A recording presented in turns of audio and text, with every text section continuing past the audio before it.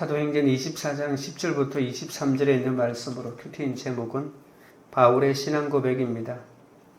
바울이 벨릭스 총독에게 자신은 예루살렘에 예배하러 올라간 지 12일밖에 되지 않았고 성전에서 변론하거나 무리를 소동하지도 않았으며 하나님과 사람에 대해 양심에 거리낌이 없다고 말합니다.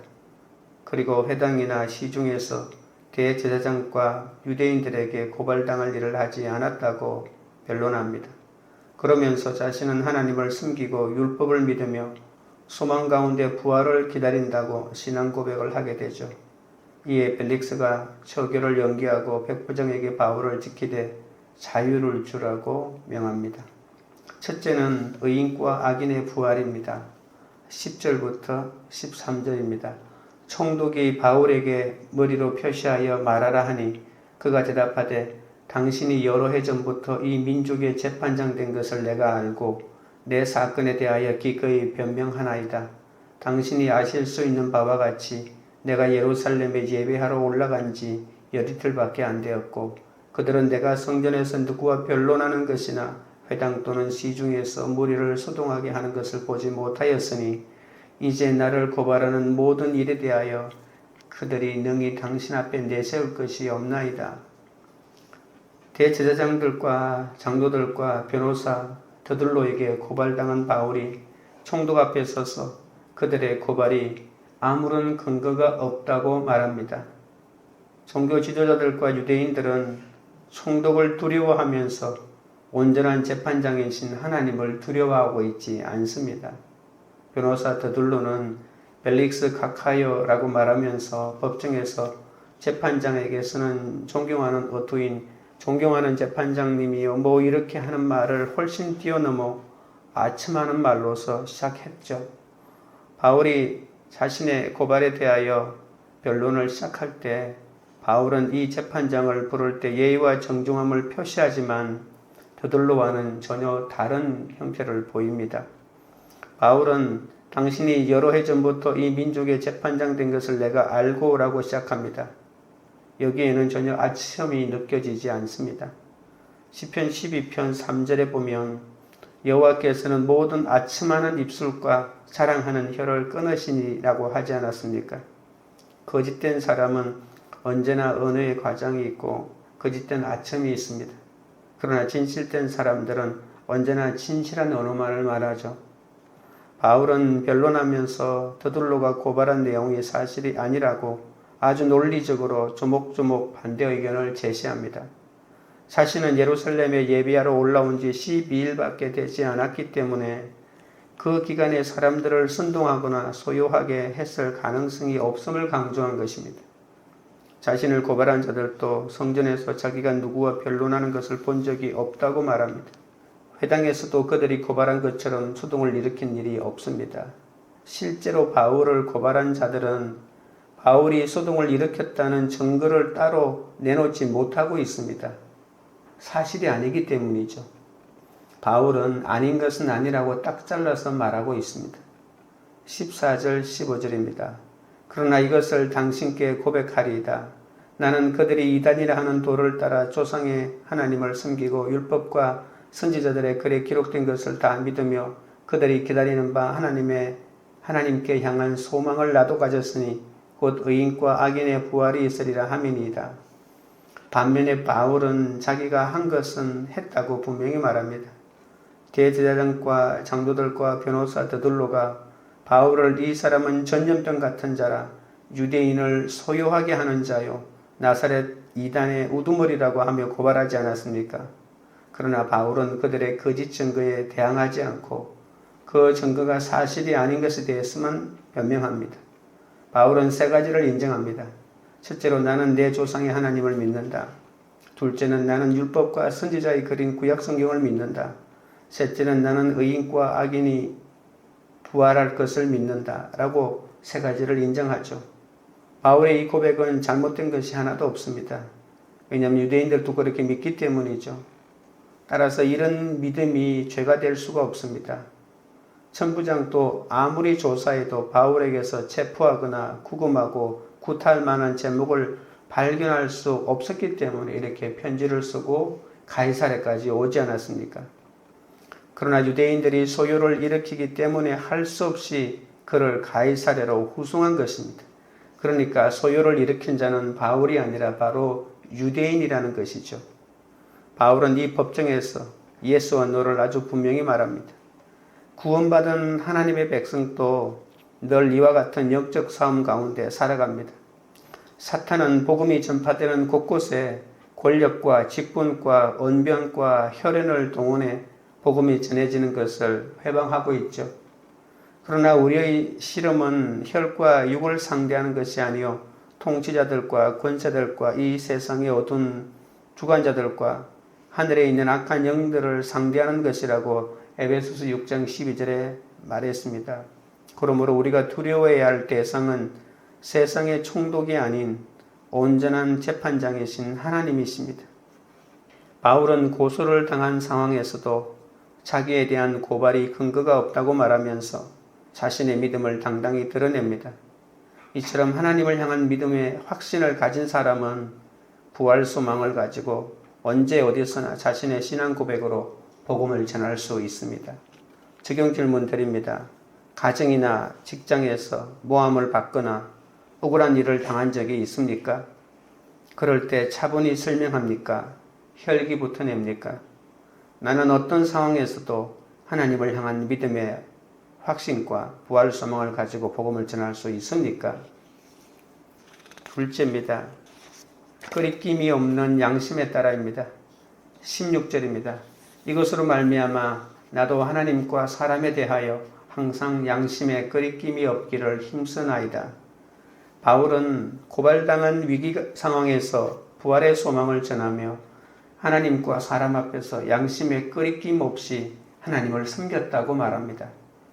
바울은 자신이 직면한 위기와 모함과 송사와 환난에서도 복음을 전가하고 있죠. 그는 하나님을 원망하지도 세상 권세에 굴복하지도 조롱하는 사람에게 분노하지도 다른 사람의 비유를 맞추려고 하지도 않습니다. 정말 예수님과 같은 모습입니다. 대부분의 많은 사람은 상황에 따라서 적당히 말을 바꾸잖아요. 거짓말을 하면 그 순간은 피할 수 있다고 생각했기 때문이겠죠. 하지만 그렇게 거짓말로 위기를 모면했다고 해서 다음 순간까지 다 피한다고 말할 수가 없습니다. 우리는 눈에 보이는 순간을 피하고 눈에 보이는 이익을 위하여 순간의 거짓말과 아첨과 과장을 일삼지 않습니까? 그러나 그 다음 순간에는 자기가 던진 그물에 자기가 걸리고 말 것입니다. 바울은 자기가 주장하는 것에 대한 최후의 증거는 바로 양심이라고 말합니다. 현대인들은 이 양심을 제대로 갖지 못하고 있습니다. 세상에서는 양심을 가지고 살기가 어렵고 정직하게 말하는 것이 얼마나 어려운지 모릅니다. 가정에서는 양심적이지만 직장에서 양심을 지키기가 힘들고 또 어떤 사람들은 식구들 앞에서도 양심대로 살지 못하는 경우가 참 많습니다. 우리는 자신의 양심에 부끄럼 없이 살고 싶어 합니다. 그러나 그렇게 살기가 참 쉽지 않죠. 하나님과 사람 앞에서 부끄럼이 없다는 말처럼 부러운 말이 어디에 있겠습니까? 우리는 모두 부끄럽게 살고 있습니다. 큰 거짓말은 하지 않지만 작은 거짓말이 일상에서 늘 일어납니다. 그 작은 거짓말을 통해서 나의 작은 유익을 구하고 그리고 남도 속이고 또 나도 남에게 속겠죠. 가족에게. 이렇게 작은 이익을 위하여 작은 거짓말을 늘 일상 가운데 하고 있는 것이 바로 우리의 삶입니다. 죄는 들킨 죄가 있고 안 들킨 죄가 있을 뿐입니다. 교도소에 들킨 사람들이 가 있고 바깥에는 안 들킨 사람들이 있을 뿐이죠. 하나님 앞에서 죄인 아닌 사람이 어디에 있겠습니까? 그렇지만 우리는 죄인이 아닌 것처럼 이렇게 당당하게 살고 있지 않습니까?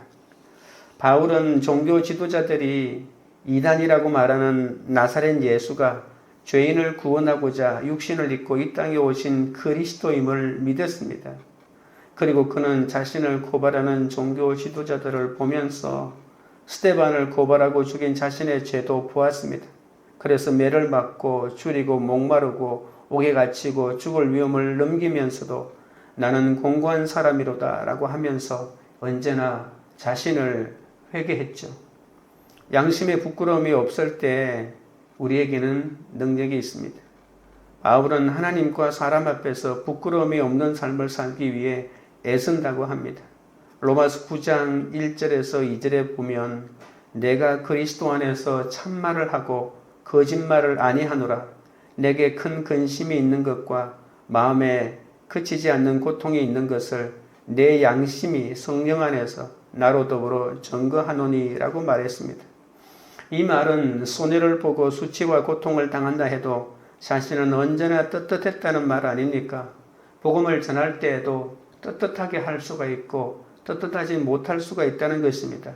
목회를 하고 큰 교회를 이끌어가도 떳떳하게 할 수가 있고 반대로 떳떳하지 못하게 할 수도 있다는 말입니다. 바울이 위대한 것은 남달리 열심히 고난을 받고 수모를 당하고 매를 맞아 죽을 뻔하면서도 정말 열심히 복음을 전했다는 것뿐만이 아니라 언제나 복음을 전하면서 떳떳하고 하나님의 사람들을 대하면서 공명정대했다는 것입니다. 바울의 힘은 바로 여기에서 나옵니다. 그렇다면 반대로 우리는 왜 힘이 없을까요? 열심이 없어서도 아니고 교회의 숫자가 적어서도 아닙니다. 떳떳하지 못하기 때문입니다. 그리스도인들이 복음 전하는 것은 열심이지만 양심에 부끄러운 것이 있는 것은 대수롭지 않게 여기기 때문에 나도 변하지 않고 세상도 변하지 않는 것이죠. 아무리 교회 부흥이라는 당면 과제가 있어도 떳떳하지 못한 일로 타협해서는 안 됩니다. 이런 것들이 우리를 부끄럽게 합니다. 우리는 예수 믿는다고 하면서 인간관계에 많은 문제를 가지고 있죠. 교회도 열심히 나가지만 세상 사는 것은 다 그렇고 그런 것이니까 좋은 것이 좋다면서 세상의 논리를 지극히 따라가면서도 언제나 떳떳하지 못한 일도 합리화하면서 넘어갈 때가 많이 있습니다. 그러나 예수님은 언제나 공명정대했습니다. 재판을 받을 때도 떳떳했습니다. 숨기는 것이 없었고 감추는 것이 없었습니다. 십자가에서도 그는 죄인 취급을 당하며 채찍에 맞고 사람들에게 조롱을 받을지라도 하나님과 사람 앞에서 떳떳하지 않았습니까? 사도 바울도 이 예수님처럼 자신은 떳떳하게 양심에 끄리낌이 없이 이렇게 살아간다고 고백하고 있습니다. 17절부터 21절입니다. 여러 해 만에 내가 민족을 구제할 것과 재물을 가지고 와서 드리는 중에 내가 결례를 행하였고 모임도 없고 소동도 없이 성전에 있는 것을 그들이 보았나이다. 그러나 아시아로부터 온 어떤 유대인들이 있었으니 그들이 만일 나를 반대할 사건이 있으면 마땅히 당신 앞에 와서 고발하였을 것이요 그렇지 않으면 이 사람들이 내가 공회 앞에 있을 때에 무슨 옳지 않은 것을 보았는가 말하라 하소서.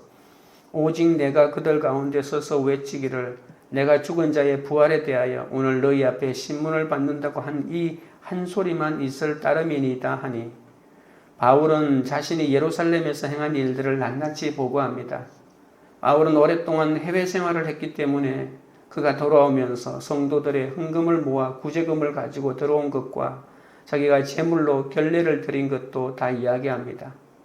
아시아에서 온 유대인들이 자신에 대해서 고소할 사건이 있으면 마땅히 총독 앞에 와서 고발했을 것이라고 항변하면서 이 모든 것이 모함임을 밝힙니다. 외국에 살던 유대인들이 명절에 예루살렘에 오지 않았습니까? 그러면서 내가 살고 있는 그 외국에서 사도 바울이 와서 우리와는 전혀 다른 복음을 전했다. 이런 만약에 이단이라고 하면 당당히 대제사장들 앞에 가서 고발해서 조치를 취하도록 해야 될 텐데 그렇게 한 것이 아니라고 말하는 것이죠. 바울은 바리새파들이 주장하는 것처럼 내게 문제가 있다면 내가 부활을 믿는다고 말한 것뿐이라고 말합니다. 떳떳한 사람의 말에는 이렇게 누구도 거부할 수 없는 힘이 있는 것이죠. 양심에 부끄러움이 없는 그리스도인이 많이 생겼을 때 세상은 변할 수밖에 없습니다. 벨릭스는 그 재판을 맡은 총독이었지만 바울의 진심에 감동을 받습니다. 직접 재판을 진행하면서도 바울의 한 말이 맞아 들어가는 것을 보고 벨릭스가 바울에게 굉장히 호감을 가지기 시작합니다. 하나님과 사람 앞에서 회개하는 삶이 곧 이 땅에서 부활을 누리는 의인의 삶이요, 부활을 기다리는 성도의 신앙 고백입니다.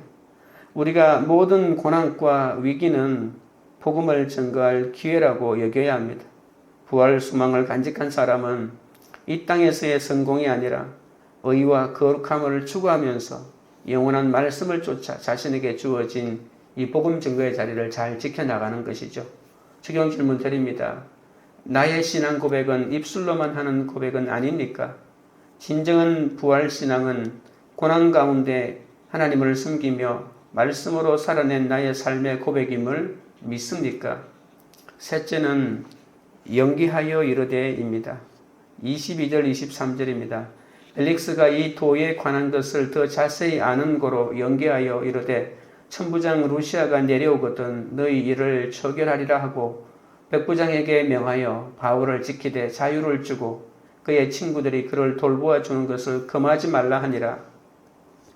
바울은 1심, 2심, 3심까지 3번 재판하는데 1심의 결론은 지금 내리고 있지 못합니다. 벨릭스는 유대 여자 드루실라를 아내로 두었기 때문에 유대교에 대해서 잘 알았습니다. 그래서 바울이 증거하는 변명과 고백을 듣고 그 애가 죄가 없다는 것을 알아차린 것이죠. 그러나 총독은 바울의 변론을 듣고 이렇게 단호하게 결단을 내리는 것이 아니라 대제사장들과 유대인들의 눈치를 보느라 천부장 루시아가 오면 판결하겠다는 핑계를 대면서 판결을 연기해 버립니다. 이는 종교 지도자인 대제사장 아나니아와 장로들의 반발과 다시 소요 사태가 일어날 것을 염려하는 정치적인 판결이었죠.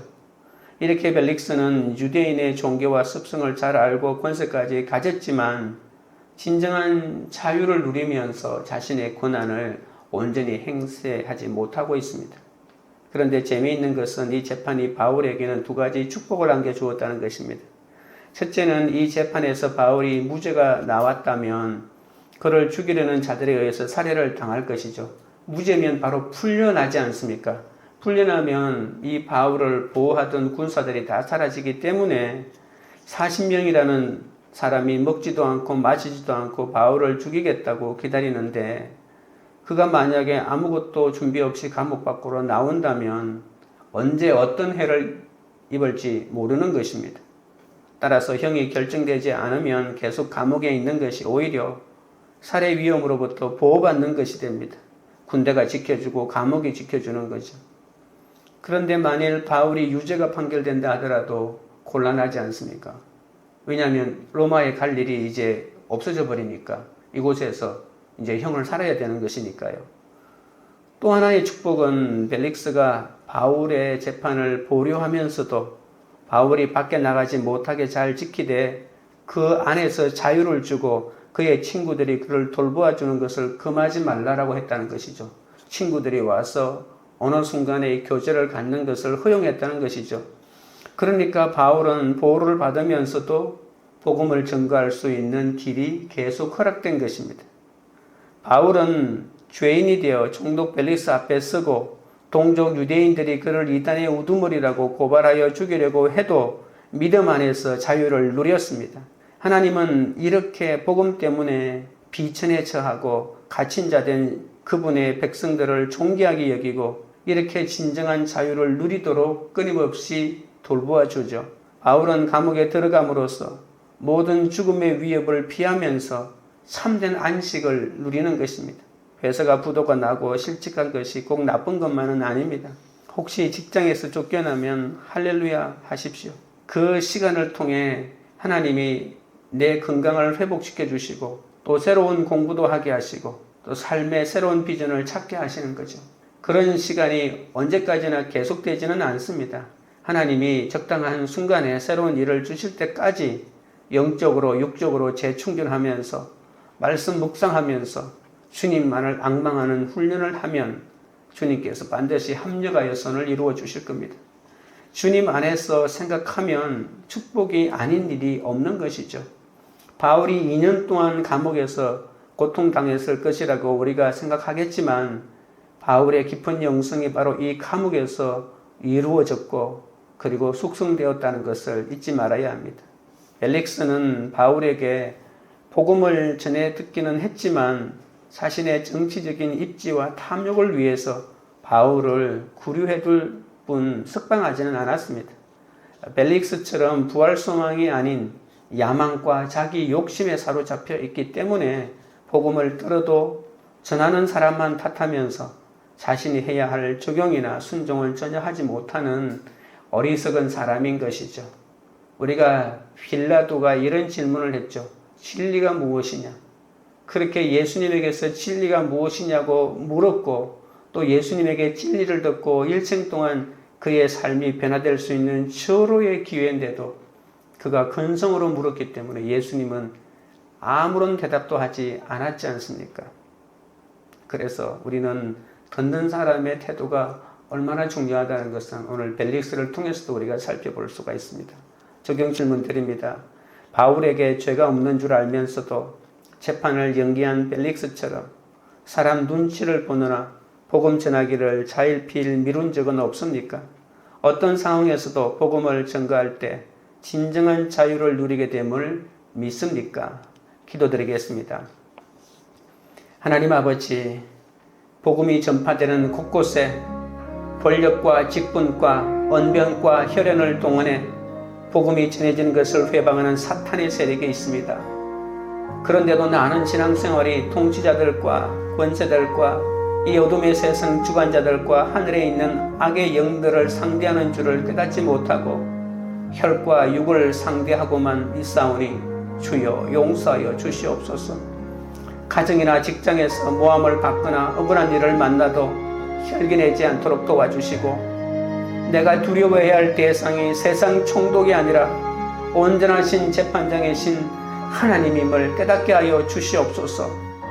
하나님을 향한 믿음의 확신을 가지고 부활 소망으로 어디에 있든 어떤 자리에 있든 온전한 신앙 고백으로 복음을 전하게 하여 주시옵소서.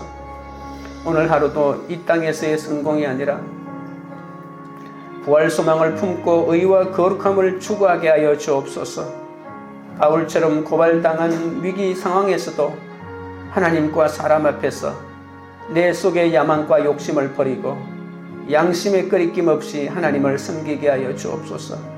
영원한 말씀을 쫓아 나에게 주어진 자리를 지키도록 인도하옵소서. 바울에게 죄가 없는 줄 알면서도 재판을 연기한 벨릭스처럼 야망과 자기 욕심에 사로잡혀 있지 않게 하여 주시고 사람 눈치를 보느라 복음 전하기를 미루는 시간을 허비하는 자가 되지 않게 하여 주옵소서. 감옥에서도 진정한 자유를 누리며 내 영의 회복을 위해 어떤 자리도 하나님이 허락한 최선의 자리임을 고백하며 오직 하나님의 시간에 의해 살아가는 그 한 사람이 되도록 역사하여 주시옵소서. 광교우리들 교회가 하나님을 향한 믿음의 확신과 부활 소망을 가지고 언제 어디서든 신앙 고백으로 복음을 전하는 공동체가 되게 하옵소서. 십자가 지고 가는 지체들을 위로하며 보듬고 복음을 전가할 때마다 구원받는 성도들이 더해지는 공동체가 되게 하옵소서. 각자 저주 같은 고난이 왔다고 해서 남을 고발하는 지체들이 스스로 부끄러워하며 회개하도록 도와주옵소서. 조롱과 비웃음을 당할까봐 두려워서 복음 전파를 회피하지 않게 하여 주시고 항상 깨어서 사명을 감당하는 그런 공동체가 되도록 역사하여 주시옵소서. 예수 그리스도 이름으로 기도드리옵나이다. 아멘.